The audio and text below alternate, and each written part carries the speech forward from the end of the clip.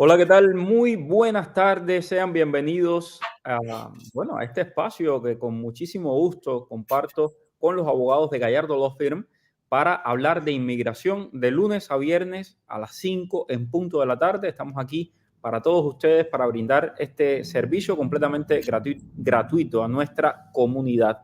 Y en el día de hoy les tengo una historia bueno, se han repetido bastante, pero una en específico porque puede ser la diferencia entre un parol y un I-220A en la frontera. Consejos clave para el miedo creíble. Hay 22,000 cubanos que pasaron el mes pasado por la frontera. Aquí, evidentemente, no le vamos a aconsejar a nadie que cruce ilegalmente la frontera, pero sí es importante que, si bien hace unas semanas les decía que no, ninguno estaba recibiendo parol, que le estaban dando I-220A, orden de deportación, han sido varios los casos de personas a las que ya he conversado con ellas que sí les han dado parol y que después de cruzar irregularmente la frontera, y todo está en la clave del miedo creíble y todo está en la clave del tiempo que pase en detención. Me acompaña el abogado Myron Gallardo, abogado de inmigración y de defensa criminal en Gallardo Law Firm. ¿Cómo está, abogado? Todo bien, Mario. Gracias por la invitación. Con mucho gusto. Abogado, primero contarles que hoy estuve conversando con un inmigrante, en este caso cubano, que estuvo detenido varias semanas en un centro de detención de ICE en Texas después de cruzar la frontera de manera irregular. A este cubano, después de varias semanas, el oficial de inmigración le dijo: usted ha sido, así le dijo, según su testimonio, usted ha sido premiado por haber estado tanto tiempo detenido y le hemos dado este parol. Y le entregó un parol por un año. Entonces, no sé si usted tenga casos similares. Este es el segundo, tercer caso que ya veo relacionado con cruces ilegales. Sí, Mario. Indiscutiblemente sí se ha visto que los oficiales sí le están dando paroles a algunas personas que ellos consideran, recuerden que todo es bajo razones humanitarias, bajo la discreción de ellos pueden otorgar parol. Y sí le están dando parol a algunas personas que están entrando de manera irregular, los están liberando bajo la ley de parol y no con una I-220A. Y esto sí da muchos beneficios a los cubanos específicamente, ya que pueden ajustar al año un día. Y otros beneficios que le pueden dar a los no cubanos es que a través de este parol puedes aplicar un permiso de trabajo por la validez del parol. Ok, también sé que hay muchas personas que han estado recurriendo a ustedes por temas de miedo creíble. ¿Cómo va el asunto del miedo creíble en la frontera?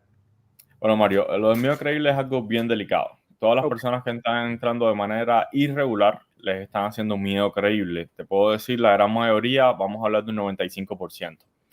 ¿Qué está pasando? Hay muchas personas, muchas familias que nos están buscando en el último momento para la apelación del miedo creíble porque ya perdió el miedo creíble.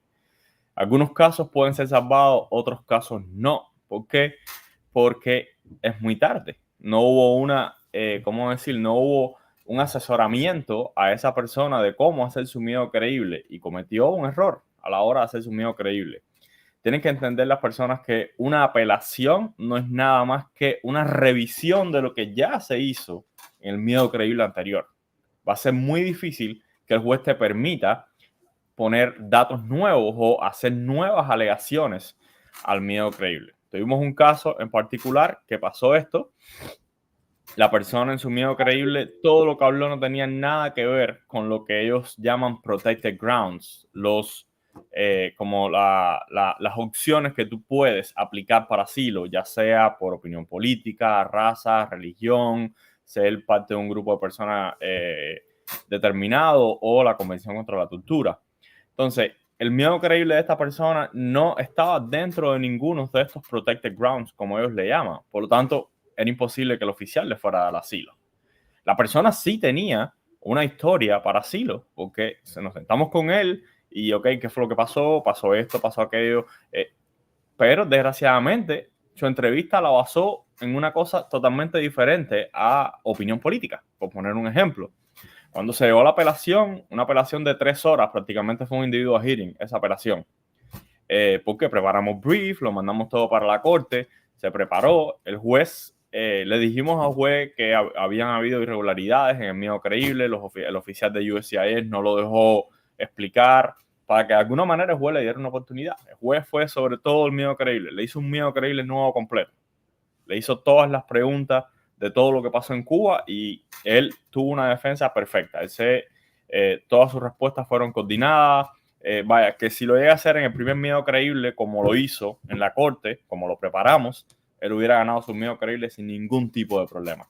Sin embargo, el juez le dice al final, ¿y por qué tú no le dijiste nada de esto al oficial de asilo? El oficial de asilo te dio la oportunidad y te preguntó, ¿hay algo que no hayamos hablado aquí que tú quieras decir? Y tú dijiste que no. El oficial de asilo te preguntó esto y tú respondiste esto. ¿Por qué no respondiste lo que me dijiste a mí? Y por lo tanto, lo negó. Wow.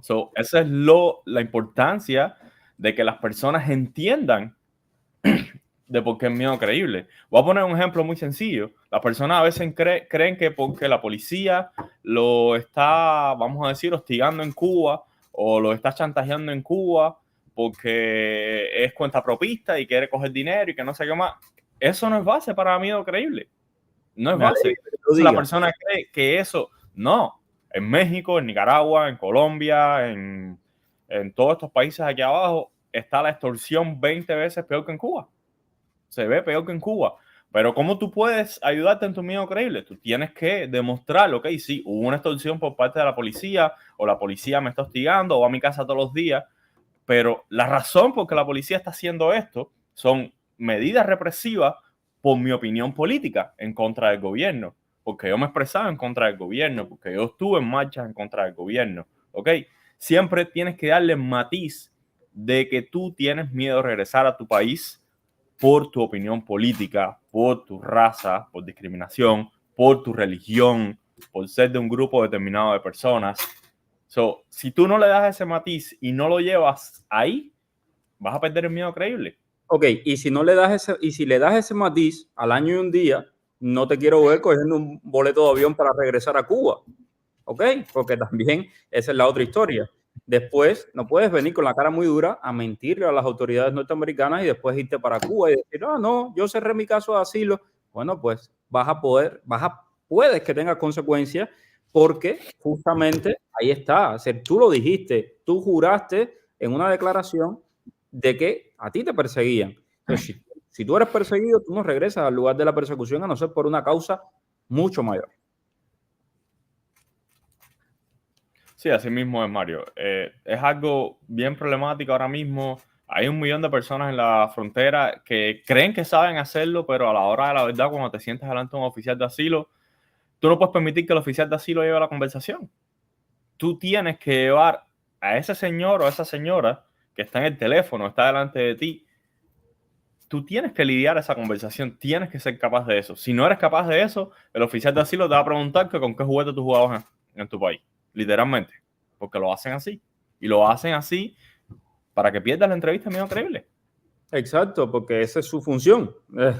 Ellos no están ahí para ser tus amiguitos y decir, dale, venga, pase. No, al contrario. Ellos quieren que tú pierdas. Exactamente. Bueno, me alegra mucho que lo haya dicho así, porque además ayer me llama una persona en la noche y por favor no me llamen tarde en la noche. A veces me llaman a las 12 de la noche, 1 de la mañana. Digo, pero a ver, usted sea consciente. Usted llamaría a cualquier amistad suya a las 12 a la 1 de la mañana. No, yo no soy ni siquiera su amistad. Entonces no me llame a mí a esa hora, porque uno también tiene que descansar. Bueno, la historia es que me llamaron para hacerme justamente esa pregunta. No, porque es que los inspectores me tenían quemado en Cuba y me obstiné y entonces vine para Estados Unidos. Pues no creo que te vayan a probar un miedo creíble con ese argumento. Te invito a que revises los videos, cientos de videos que hemos hecho sobre este tema. Entonces, ojo. Bueno, Oscar Aguilera, gracias por estar ahí. Tamara López, un abrazo grande también.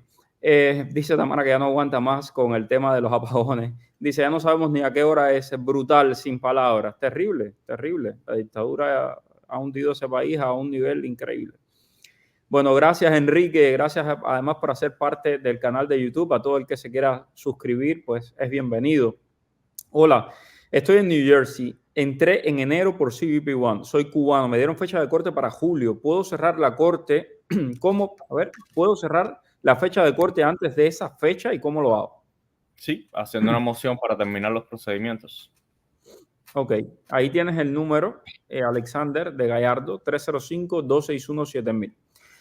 Sigo por acá. Mi esposo hace 89 días hoy y no le ha llegado el permiso de viaje. Enviamos el 7001, pero no sé si lo hicieron bien porque no ha llegado ningún correo ni nada de confirmación. ¿Qué hago? Solamente tienes que esperar. Tienes que esperar por ello. Si no te ha llegado nada, trata de volverlo a enviar. Ok. Tengo, bueno, gracias Orlando, gracias por estar ahí desde tempranito siempre, tú también. Y déjenme revisar acá en TikTok. Tengo a Rey que dice, Mario, gracias por esos lives que nos hacen tanta falta. Gracias a ti, Rey, por ser parte de la comunidad de suscriptores de TikTok. Arelis, ¿qué tiempo dura un parol humanitario después de confirmado? Después de confirmado, lo que se vence, Mario, es el permiso de viaje. Es Exactamente. lo que se vence. Si no haces los attestations, no tienes problema. Si haces los attestations, entonces te llega el permiso de viaje y eso se vence a los 90 días, si no me equivoco. Y tienes una posibilidad de renovarlo por 90 días más. Saludos a Cacho Caramelito. Cacho, ¿qué ganas tengo que te llegue el paro, compadre? Ariel Valdés dice, buenas y bendiciones. Espero el parol desde el 15 de enero del 23. Mi pasaporte se vence ahora en septiembre. Puedo hacer uno nuevo y hacerlo. A ver, esto fue justamente lo que pasó con mi cuñada, Adriel. Tienes que hacer tu pasaporte nuevo y enviar esa información antes de submitir antes de enviar lo de CBP One, ¿ok? Si te llega el parol, no puedes hacer los attestations con el parol viejo, porque no te van a, con el pasaporte viejo, porque no te van a dejar viajar. El abogado Myron Gallardo, que fue quien me asesoró en todo esto, fue quien me ayudó, hizo la carta. Abogado, cuéntele. Sí, exactamente. No puede, tienes que hacerlo antes de enviar todo a CBP. ¿Por qué? Porque si no, el permiso de viaje va a llegar con un pasaporte viejo y ahí tienes un problema. Las aerolíneas no te dejan, aparentemente no te dejan viajar con eso porque el permiso de viaje tiene un pasaporte vencido y tú te estás presentando al aeropuerto con otro pasaporte. Eso tienes que hacer un proceso en USCIS, enviar una carta a USCIS en la cuenta del patrocinador para que haga un update del pasaporte y ponga el pasaporte nuevo. Entonces, cuando ellos ya está hecho eso, entonces tú envías todo a CBP One y la información que va a mandar USCIS a CBP One es la información nueva. ¿Por qué? Porque si tú mandas la información con el pasaporte viejo a USCIS, de USCIS a CBP, disculpen, CBP se va a quedar con la vieja. USCIS te va a hacer el update del nuevo, pero no le va a enviar nada a CBP. Y lo hemos visto en todos los casos que pasa así. Pero él Gracias. tiene tiempo. Si se te vence en septiembre, yo te recomiendo, si quieres, saca un pasaporte nuevo, pero con tu pasaporte está válido por 6 meses, si no me equivoco. Exacto. Todavía. Exacto, tienes tiempo. Ajax Pérez, gracias por unirte a TikTok. Buenas tardes, Mario. Soy cubano. Mi esposa con parol aprobado y con una bebé de 4 meses pendiente de aprobación. En 10 días se nos vence el código. ¿Podemos hacer la cuenta de USCIS y dejarla abierta? Sí, claro que puedes. Ok, sigo por acá. Llevo 6 meses esperando la cita en Ciudad de México. Mi recomendación, sigue esperando. A todo el mundo, mi recomendación es haga la CBP One. Quédese esperando la CBP One, sobre todo si es cubano, haga la CBP One porque casi automático te van a dar un parol que te va a permitir acogerte al año un día la ley de ajuste cubano. De lo contrario, en muchos casos, en la mayoría de los casos, te van a dar una I-220A. Y después sabemos, porque hay miles, cientos de miles de cubanos con I-220A, lo difícil que es regularizarse. Y yo creo que se van a regularizar, sí, creo firmemente de que en algún momento se van a regularizar. Pero ¿cuándo va a ser? No lo sabemos. Entonces, si puedes hacer las cosas bien por la canalita, hazla. ¿Cuál es la diferencia entre el permiso de trabajo por bajos recursos y el permiso de trabajo por altos recursos? Eso de altos recursos me gustó. Ok, bajos recursos y ya. Ok, el permiso de trabajo bajo recursos quiere decir que usted está pidiendo ayuda. Usted va a mandar una 912 que es como, pudiéramos decir que es como un perdón del pago del permiso de trabajo. Diferencia, no hay ningún tipo de diferencia, es todo su derecho si usted no tiene los recursos para pagar el permiso de trabajo. En el caso, aquí hay que hacer una separación entre los cubanos y los haitianos y el resto de las personas. ¿Por qué? Pues si el resto de las personas aplican a permiso de trabajo por bajos recursos y están recibiendo ayudas, estas personas son una carga para el gobierno de los Estados Unidos. Sin embargo, los cubanos y los haitianos no se consideran una carga bajo la ley. Tienen que tener mucho cuidado porque después los puede afectar a la hora de aplicar para la residencia. Ok. Ok, tengo por acá. Bueno, yo con esto del permiso de trabajo les quería decir que en mi experiencia con el tema del paro humanitario, con mi familia, yo les pagué el permiso de trabajo, son $410 por cada uno, y en un mes tenían ya permiso de trabajo, sí, con huellas y con todo, en un mes. Esa fue mi experiencia, la de cada cual es diferente. Dice Rey, mi tía está en la frontera del Paso, Texas, perdió la primera vista del miedo creíble con el juez. ¿Qué posibilidades hay para ella? Bueno, si perdió miedo creíble delante del juez, esa es la apelación. Ya tiene una orden de deportación. Ok, así que mi recomendación, llámate a los abogados 305-261-7000. Buenas tardes, Mario. Mi niño está aprobado. ¿Cómo puedo poner evidencia de que soy su tutor legal? Y si hay que subir los documentos en inglés. Ok, lo primero, si está aprobado y un menor por la I 34A, tiene que ser agregado a un grupo de viaje. Él solo no lo van a dejar poner una cuenta de USCIS. En el registro somos 6, 3 cubanos, 3 mexicanos. ¿Nos afectará? No tiene por qué afectarte. Buenas tardes, bendiciones. Espero ya lo había leído. Sí, ya lo había leído. Sigo por acá. El 25 de febrero con la CBP nos dieron I-94. ¿Qué debemos hacer ahora? ¿Qué beneficios tenemos? Dios, esta es la pregunta de todos los días. Abogado.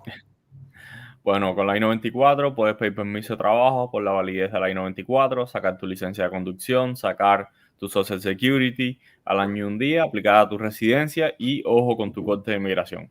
Tienes que cerrar esa corte.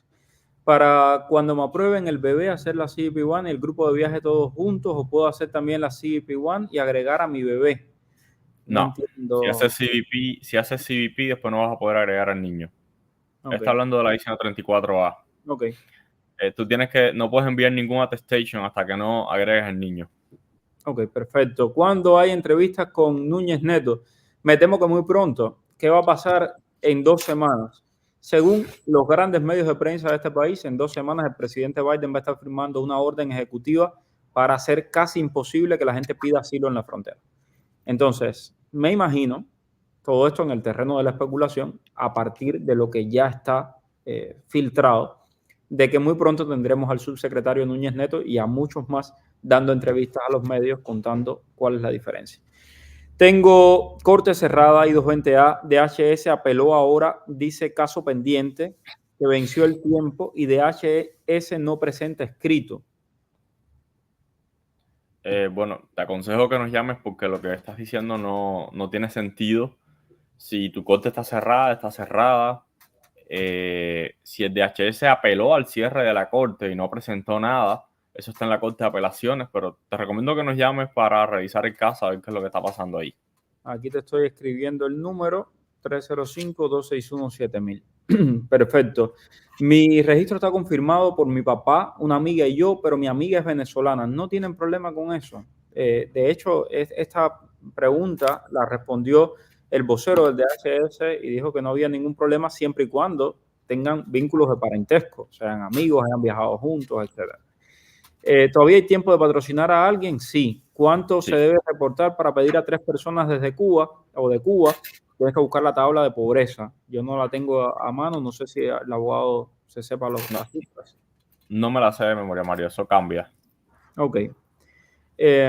Dice, metí paro humanitario a un amigo el 29 de abril de 2023. Aún no tenemos ninguna respuesta. Él vive en Perú, es de Venezuela. ¿Qué hay que hacer? Esperar. Solamente esperar. Esperar. Ayer o antes de ayer, alguien me mandó un escrito y además me lo puso así, por favor, comparte esto con la gente, y yo lo compartí en mis historias, para que sepan, yo no pagué ningún centavo, ni un centavo, y me aprobaron a mi familia y era de enero. Lo que hay es que esperar.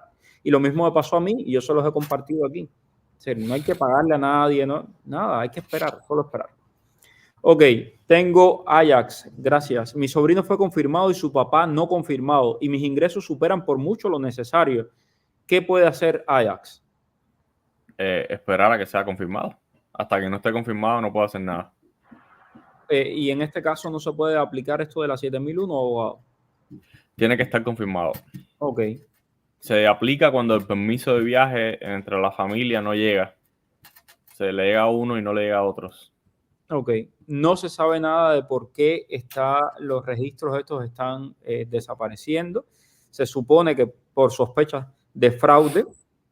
Imagínense, hay registros que tienen 30 personas y evidentemente una familia de 30 personas es muy raro que una familia de 30 personas se vaya y llegue a la frontera pidiendo asilo. Entonces, imagínense.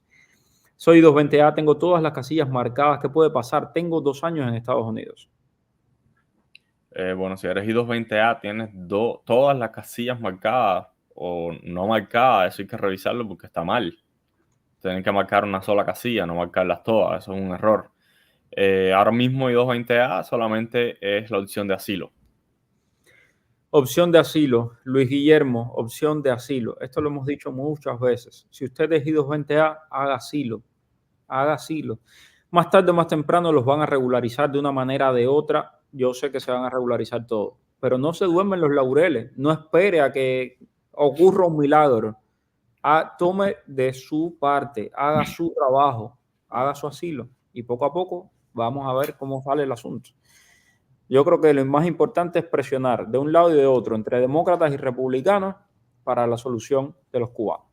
Mario Soy 220A, no corte, dice que no tengo audiencia futura, que está pendiente, esto es bueno. Sí, eso es bueno.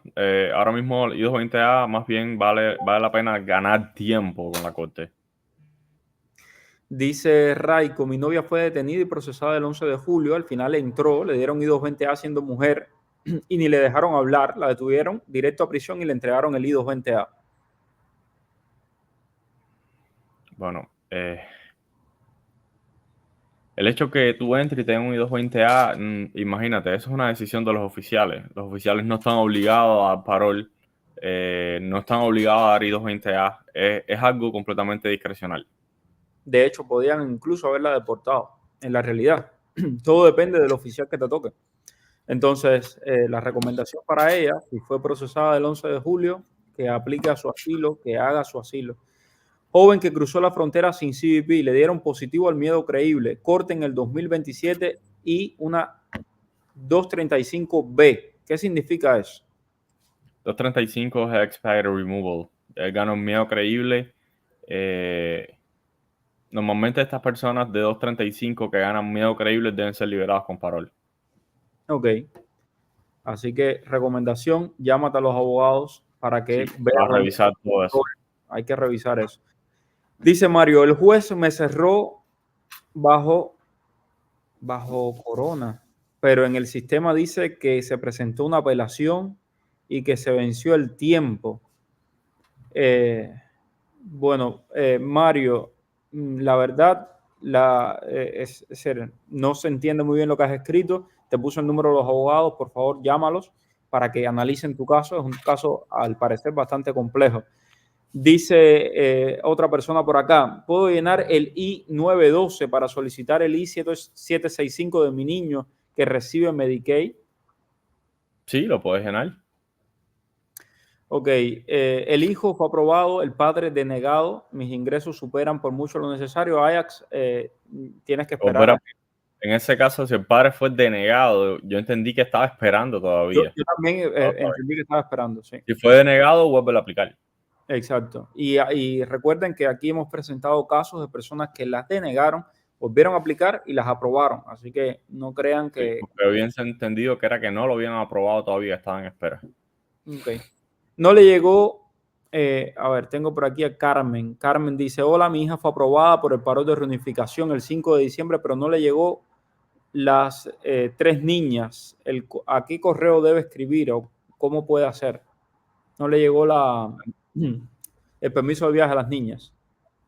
Tienes permiso de viaje pendiente. Bueno, primeramente tienes que esperar 40 días, si no me equivoco, antes de contactar por la 7001. ¿Cuáles son los principales argumentos que puede dar un cubano mexicano al presentarse en la cita de CBP-1 para preguntas de miedo creíble?